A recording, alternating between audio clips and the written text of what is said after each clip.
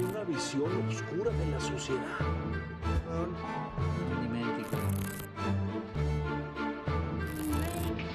Es que la justicia no funciona. Y bueno, hemos hablado mucho a lo largo de este día de la traición, las diferentes fases, pero la traición y la política la traición y el poder han ido siempre de la mano. Es un proceso histórico que siempre ha estado unido. Maestro Raúl Quintanilla, ¿cómo le va, mi querido un placer señor? Como siempre estar contigo. Un tema muy actual, maestro. Muy actual, porque hemos tenido traiciones y no las de José Alfredo Jiménez. No, maestro, no es canción vernácula. Pero tampoco nos engañemos, como ya lo veíamos antes, la Revolución Mexicana fue, todos los líderes se traicionaron o fueron traicionados, ¿no? Los mandarines chinos, los grandes emperadores chinos, por eso se rodeaban de eunucos, eunucos que tenían un gran poder, pero eran los que evitaban de alguna manera la cercanía de personajes peligrosos. Los eunucos iban rodeando al emperador. No solamente traiciones con sus mujeres, con sus... No, maestro. Eran traiciones Era para acabar con la vida del señor, era para acabar con las dinastías. Solamente se acababan las dinastías a letra de sangre. Los romanos hicieron verdaderamente una gran historia, maestro. Las traiciones de Domiciano, la traición de Adriana Trajano, todo lo que usted ha estudiado en los libros de posteridad. De una manera muy interesante. El asesinato paradigmático de Julio César, que es una gran traición de 60 senadores, no hablando de senadores, pero... No, eso es, y sobre todo, la manera en que César había construido a Bruto. Claro. O sea, ¿por qué se llama traición? Porque lo hacen los seres cercanos a tu persona. Para que te traicionen, antes debe haber habido un gran pacto. Si no, no hay traición posible. No traiciona a un enemigo. No, jamás. Al enemigo se le rinde tributo, maestro. Hasta se le perdona de vez en cuando. Pero al amigo y a la traición es muy difícil. Pero el gran pacto es el que se considera que es el elemento clave para que pueda presentarse la traición. Por eso los grandes pactos siempre han sido llevados de la mano hacia otra cosa. Otro elemento de traición paradigmático, maestro, pero esto no es un caso que podemos decir de la vida normal. Esto es un caso de literatura.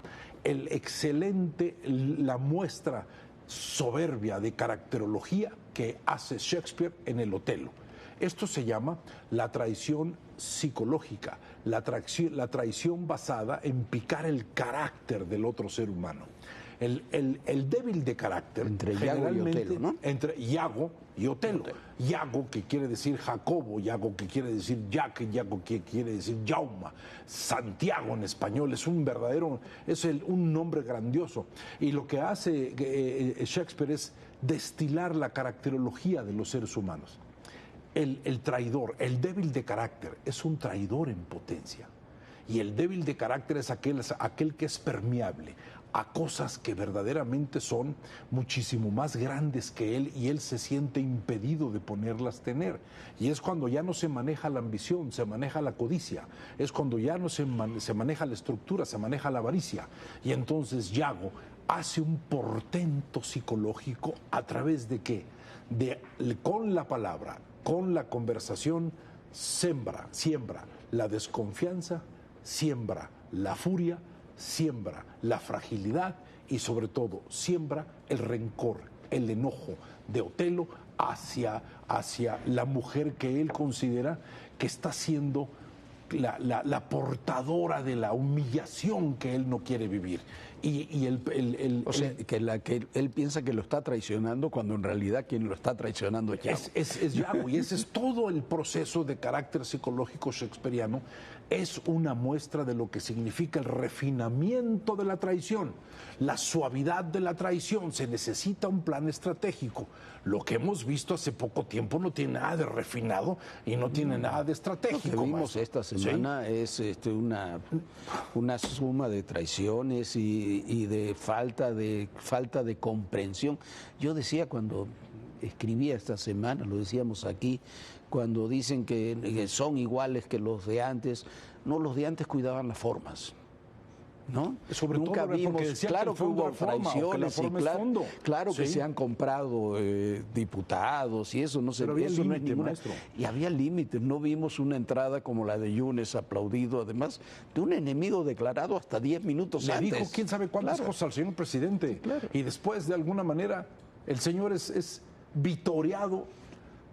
Yo no acabo de entender cómo recibe una ovación un personaje dantesco, No, maestro. no, y además Esto es lo bizarro de esta entrando por política. uno de los pasillos de San Lázaro como si fuera un paseo Como si fuera un héroe triunfal. nacional, Sí, maestro. pero bueno. Ahora, y eliminando toda esta opereta picaresca y donde todos se emparejaron, maestro, porque déjeme decirle que todos se emparejaron y todos son iguales.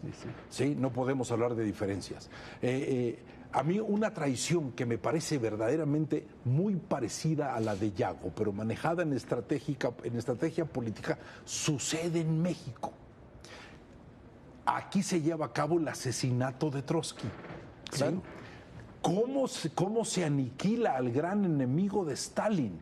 Con una preparación de años, maestro.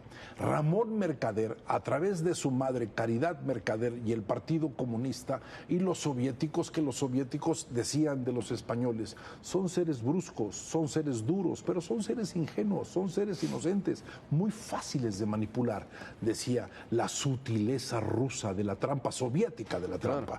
Caridad Mercader prepara a Ramón Mercader y crean un personaje que se llama Jacques Monard.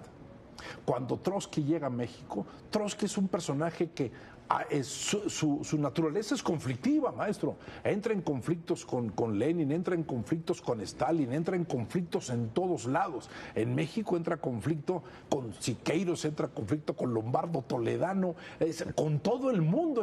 Pero hay una diferencia Era su naturaleza. brutal. Hay el intento de asesinato que encabeza Siqueiros, es una Sí, de las claro. páginas negras de la vida de David Alfaro Siqueiros.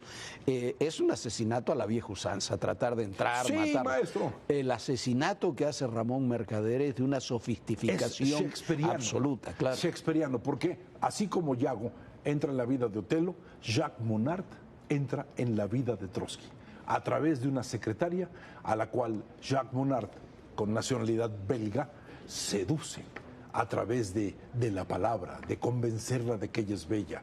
Después, Ramón Mercader, a su vez, es traicionado por los cubanos y traicionado por los soviéticos, y su muerte es una muerte con una enfermedad que inclusive se dice que fue provocada por el sistema soviético, que eran expertos en envenenamiento. Envenenamiento. Hay, por supuesto, este libro, El hombre que amaba a los perros, es un librazo. donde está contada esta historia Es un librazo. con una calidad, Leonardo Padura, con una calidad extraordinaria. ¿No? Pocas veces esta historia que es conocida, nunca la había leído como la cuenta Padura en ese libro, porque además llega hasta esos últimos días de Ramón Mercader en Cuba.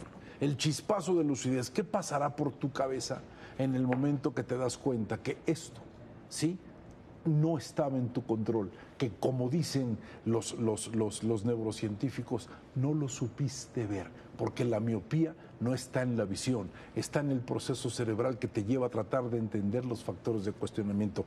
Ese asesinato es brutal, maestro. Es una página negra de la historia. El asesinato de Trotsky es una cosa que inclusive se presta para la novela.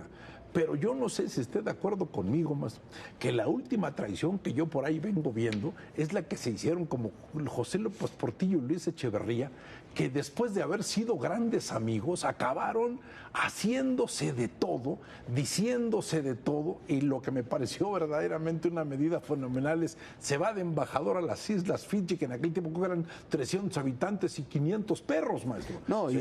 y después del 82, cuando es el escarnio de López Portillo, las declaraciones de Luis Echeverría y tú también, Luis, recordando tú también, Brutus, a Julio César. Pero lo que ha pasado en estas épocas realmente es un nivel que no esperábamos usted y yo llegar a ver, ¿no? No. Y eso que pensamos que ya muchas cosas no nos podían ya habíamos sorprender. visto casi todo. Muchísimas gracias, a usted, gracias. mi querido maestro.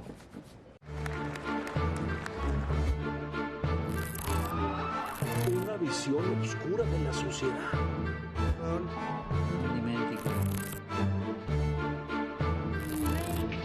Es que la justicia no funciona.